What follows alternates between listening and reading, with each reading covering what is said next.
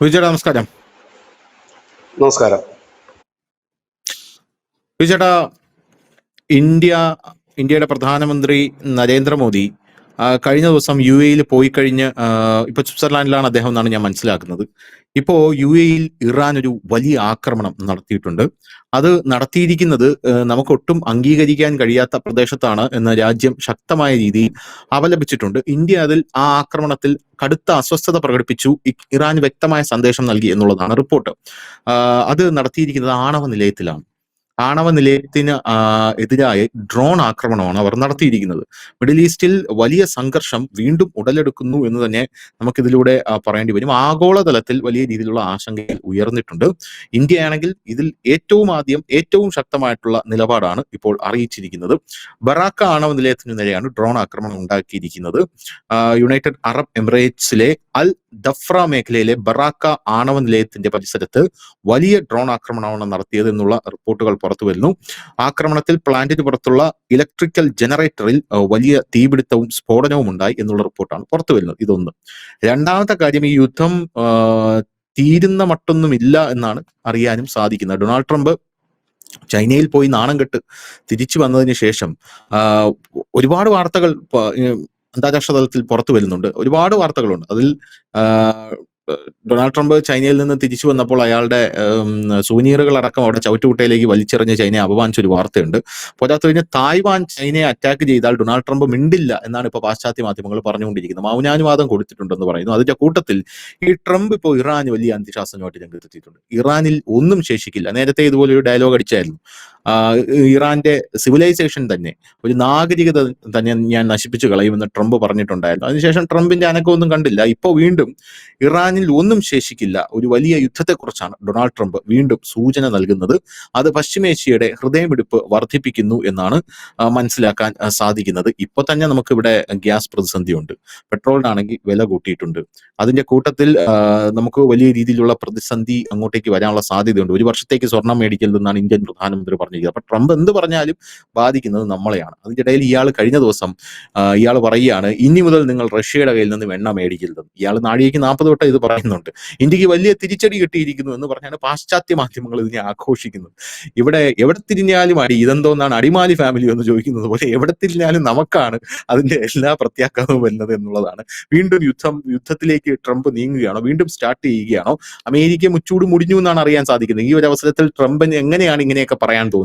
എന്ത് തോന്നുന്നു? ഇപ്പോ കാര്യങ്ങളുടെ ഒരു പോക്ക് ഒരു വലിയ യുദ്ധത്തിലേക്ക് തന്നെയാണ് എന്നാണ് ഇപ്പോൾ പുറത്തു വരുന്ന സൂചനകൾ. കാരണം നമുക്കറിയാം, ഇന്നലെ 2 ആക്രമണങ്ങളാണ് ഇന്നലെ ഇറാന്റെ ഭാഗത്തു നിന്നുണ്ടായത്. ഒന്ന് യു എക്ക് നേരെയും അവരുടെ ആണവ നിലയത്തിന് നേരെയും, മറ്റൊന്ന് സൗദി അറേബ്യക്ക് നേരെയുമാണ് ആക്രമണം ഉണ്ടായത്. ഇതിൽ എടുത്തു പറഞ്ഞ കാര്യം, GCC കൺട്രികളിൽ ആണവ നിലയമുള്ള ഒരേ ഒരു രാജ്യമാണ് UAE.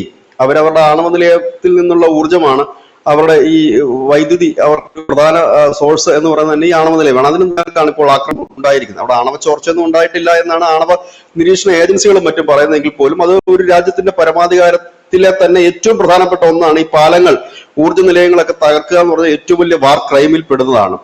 അപ്പോ അങ്ങനെ ഒന്നാണ് ഇപ്പോൾ ഇറാൻ ചെയ്തിരിക്കുന്നത്. പക്ഷെ ഇറാൻ പറയുന്നത് ഞങ്ങളല്ല, അമേരിക്കയാണ് ഇതിന്റെ പിന്നിലെന്നും അവരാണ് ഇതിനുള്ള ആക്രമണം നടത്തുകയും തങ്ങളുടെ തലയിൽ അത് കെട്ടിവെക്കാൻ ശ്രമിക്കുകയും ചെയ്യുന്നു എന്നാണ് അമേരിക്ക അതിൽ പറയുന്നത്.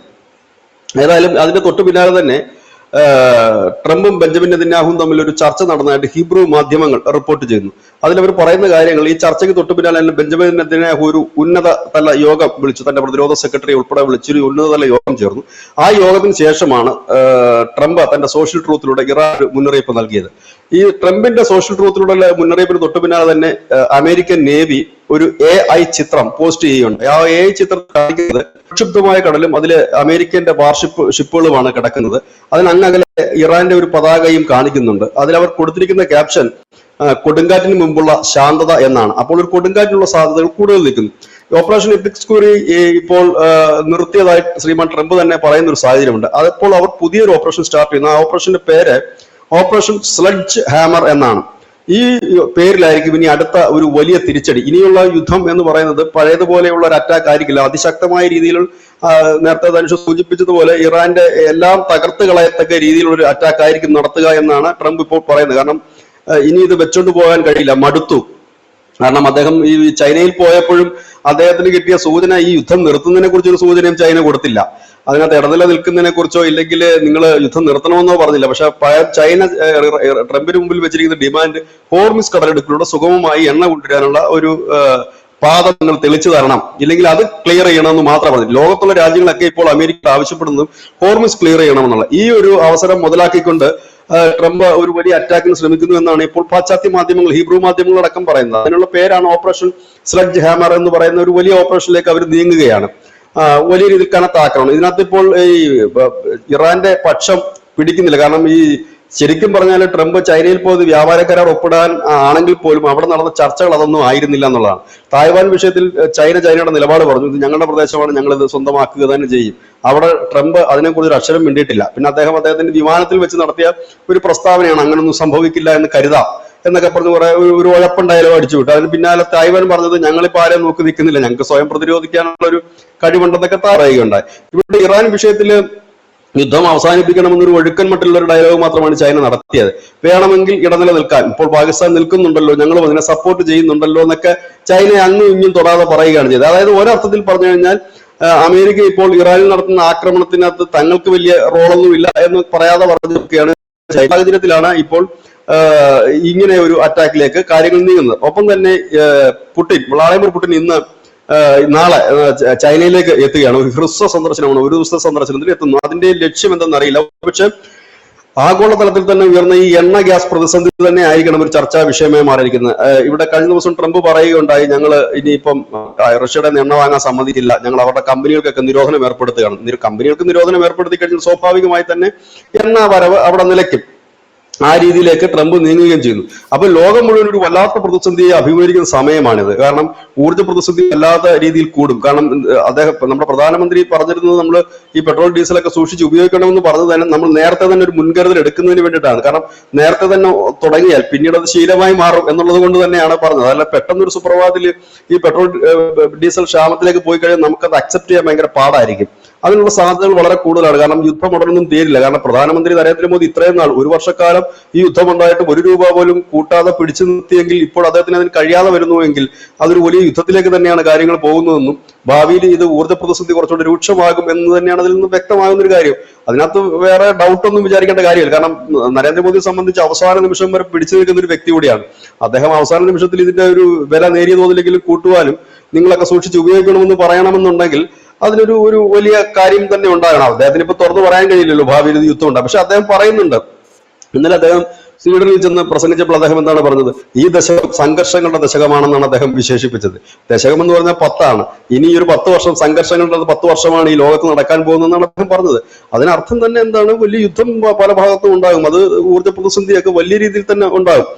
അത് കഴിഞ്ഞ് വരുന്നൊരു ഈ സംഘർഷങ്ങൾ കഴിഞ്ഞ് വരുന്ന ഒരു ലോകം പുതിയൊരു ലോകം തന്നെയായിരിക്കും. കാരണം എനിക്ക് തോന്നുന്നതാണ് ഈ പെട്രോൾ ഡീസലിന്റെ ഉപയോഗം എല്ലാ രാജ്യങ്ങളും കുറയ്ക്കുകയും അവർ പാരമ്പര്യേതര ഊർജ്ജങ്ങൾ കണ്ടെത്താൻ ശ്രമിക്കുകയും അതിലവർ വിജയിക്കുകയും ചെയ്യുക. ഒരുപക്ഷെ സോളാർ